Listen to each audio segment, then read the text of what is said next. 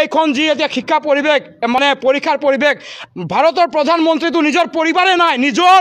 ভাৰতৰ প্ৰধানমন্ত্ৰী নৰেন্দ্ৰ মোদী ডাঙৰীয়া নিজৰ ল'ৰা ছোৱালীয়ে নাই নিজৰ ল'ৰা ছোৱালী যেতিয়া নাই তেখেতে কি বুজিব ল'ৰা ছোৱালীয়ে যি শিক্ষিতভাৱে মানে শিক্ষা দি আগুৱাই লৈ যাবলৈ তেখেতৰ মানে কেনেকৈ বুজি পাব আমি আদিবাসী জনগোষ্ঠীৰ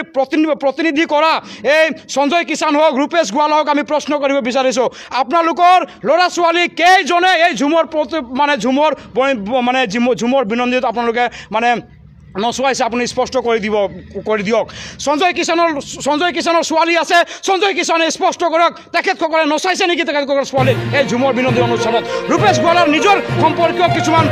আছে তেখেতসকলক নচুৱাইছে নেকি পল্লৱ লোচনে নচুৱাইছে নেকি নচুৱা নাই চিধা চিধি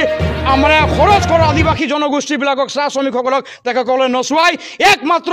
ৰাজনীতিৰ স্বাৰ্থত একমাত্ৰ ভোটৰ কালেকশ্যন কৰাৰ স্বাৰ্থত তেখেতসকলে আমাৰ আদিবাসী জনগোষ্ঠী কিন্তু প্ৰতাৰণা কৰিছে ইয়াৰ আহি থকা দিনবোৰত আদিবাসী ছাত্ৰ সন্থাই কিন্তু ইয়াৰ তীব্ৰ প্ৰত্যুত্তৰ দিব আদি মানে বিজেপি চৰকাৰে কিন্তু